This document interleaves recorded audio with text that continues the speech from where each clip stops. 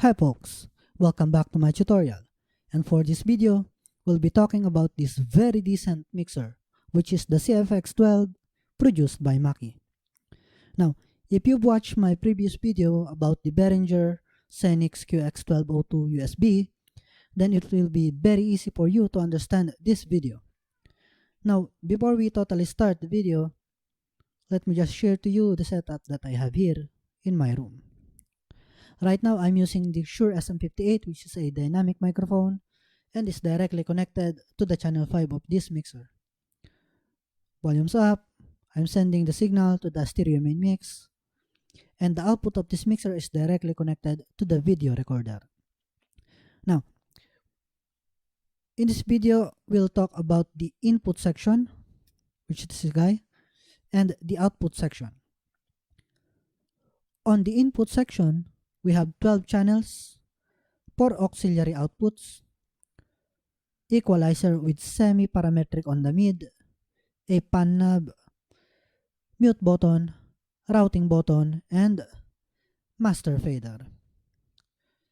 On the output section, we have 4 subgroups, 1 stereo main mix, a graphic equalizer, and output terminals. So let's break this down. First, we have this microphone which is fed to the channel 5 of the mixer, and normally these XLR inputs are dedicated for microphones, like for example dynamic microphones, condenser microphones, ribbon microphones, and at some cases you have to use DI boxes for instruments. Next, we have the line-in terminal, and what you normally put in here is your music files. Like for example, your laptop, it could be your CD player or DVD player. It can also be your instrument like guitar and keyboard. It can also be your synthesizer. Next, we have the insert terminal here. And the purpose of this terminal is that there are some cases that you want to add an extra processor for this channel. Like for example, I want to have a dedicated compressor for this channel 5. What it does is, it cuts the signal, you put the processor, and instead of the signal going through this strip all the way down, the signal will come first to the input of the processor, and then the output of the processor will come down to the strip. Next, we have the gain button. And normally this gain button is set to 12 o'clock. It means you did not cut or you did not boost the signal. And the way you set this knob is that this channel 5, press the solo PFL button, which is this guy right here, and on the levels you can see that the level is very low. In this case, we have to boost this gain knob. Check mic 1 to sound check, test, check, test, check, test, check, test. As you can see, the signal is very good. Check, test. Now, if you boost this knob all the way up, check, test, you can see that you are clipping the signal, which means the signal from this channel is distorted.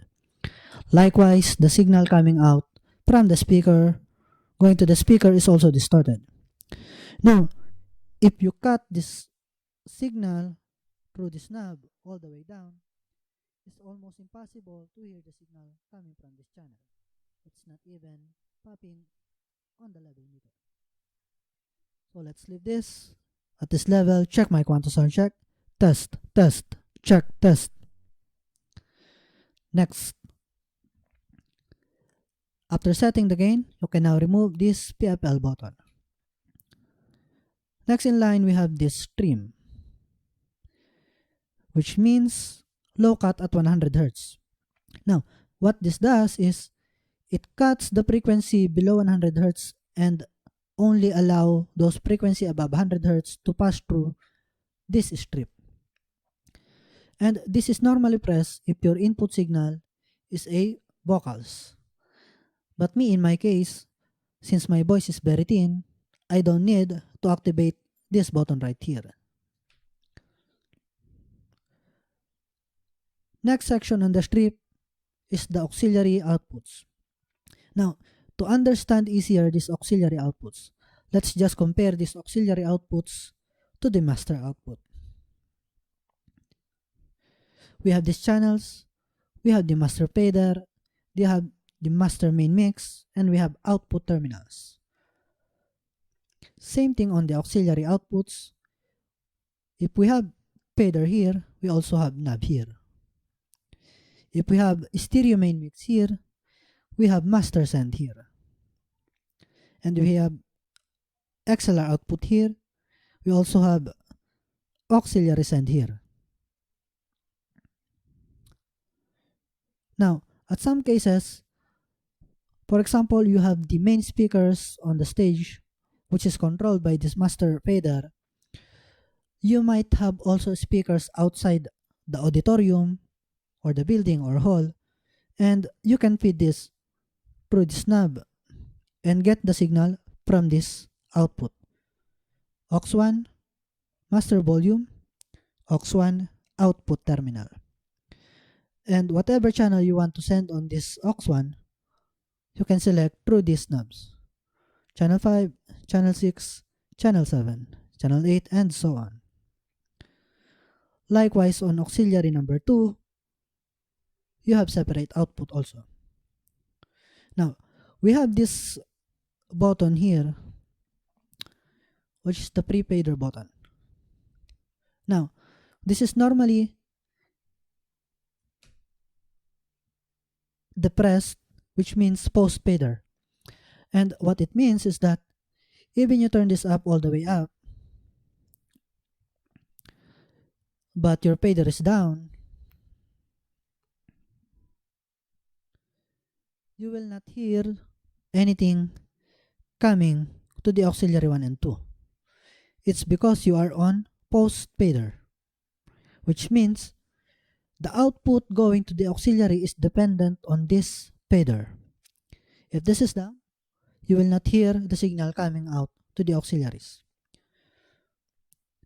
But if you press this guy right here, it means pre-fader, which means these two knobs are independent on this fader. Even if you put this down, you can still hear signals from channel 5 going to these two auxiliaries. Next, we have FX1, which is the external, and FX2, which is the internal. Now, basically, this mixer comes with internal FX processor. And aside from that, you can add one more FX through this strip. And the way you do it is that if you want to send a signal through a external processor, turn this knob up, and this will be your main volume for that external processor. Get the signal from this terminal going to the FX processor, and then the output of FX processor is a stereo type, which will be returned through this terminal here. The last on the auxiliary section is that we have FX2, which is the internal, which is the guy right here. And the way you send a signal is that, for example, on the channel 5, I want to send this channel 5 into a reverb effects or delay. Turn this knob up and check, test. As you can see, you are clipping the signal, so be careful when setting this guy right here. Now, even this is turned up, you cannot hear the effects. It is because you send channel 5 to the effects processor through this knob, but then the output of the effects processor is not going to any of the routing. If you want the effects to come to the main mix, you have to turn this knob up. Check mic 1 to sound check. Test. Check mic 1, 2. If you want to send this effects processor also to aux1, then you have to turn this up, and aux2, turn this up. If you want to widen, just press this guy right here, If you want to bypass, bypass the effects right here. And you have the time and damping here. Next is the EQ section. Now, basically, this EQ should start from no effect, which means it should be set at 12 o'clock. We have the highs at 12 kHz, low at 80 Hz, and mid, which is selectable frequency. Let's just try this high at 12 kHz. Check mic 1 to sound check. Test, test. Check mic 1 to sound check. Test, check mic 1 to sound check. Test. On the lows at 80 Hz, check mic 1 to sound check. Test, test. Let's cut. Check mic 1 to sound check. Test, test. Now on the mid, you can select the frequency that you want to boost or cut. For example, I want to select 1.5 kHz and I want to cut that frequency. Select that frequency and then cut it through this knob. Or maybe you want to cut the 600 Hz, cut it right here. Or if you want to boost it, you can boost it right here. For the meantime, I want this somewhere like 1.3 kHz and cut it. Next, we have the pan button, which is used to control whether you want the signal coming to the left speaker or to the right speaker. In this case, I want it to go on both speakers, left and the right. Next, we have the mute button. Check mic 1, check mic 2. Next, we have the routing option. Now, this particular mixer comes with a very good routing option. Before you can send these channels to the stereo main mix, you have to send the channel to the subgroup and then send that subgroup to the stereo main mix. For example, let me just disengage first. It means you will not hear anything. Engage to 3 and 4, which means this channel 5 is engaged to 3 and 4, these two guys right here, which means if I turn this down, check, check, check, check, check, check.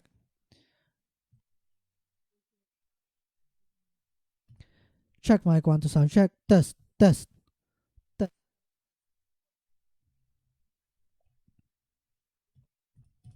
Check mic 1 to sound check. Now, we routed this channel 5 to subgroups 1, 2, and 3 and 4. And then we routed these subgroups to the left stereo main mix and the right stereo main mix.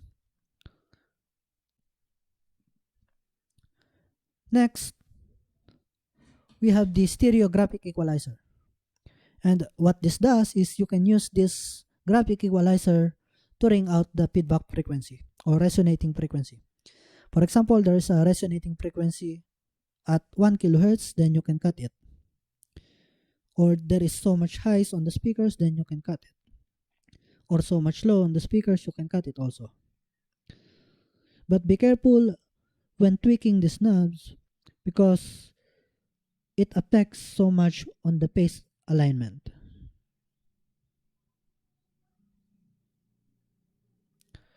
The last but not the least are these 4 knobs.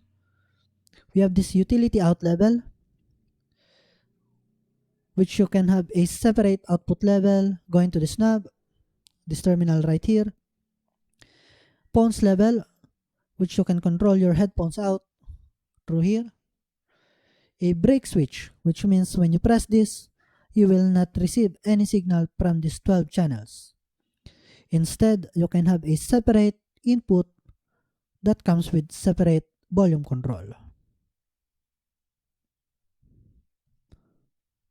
And that's it. Now, we have this 48 volts phantom power. And what this does is, there are some kind of input that requires phantom power 48 volts or 24 volts to get operated. Now, example is a condenser microphone. In order to use a condenser microphone, you should have this 48 volts phantom power.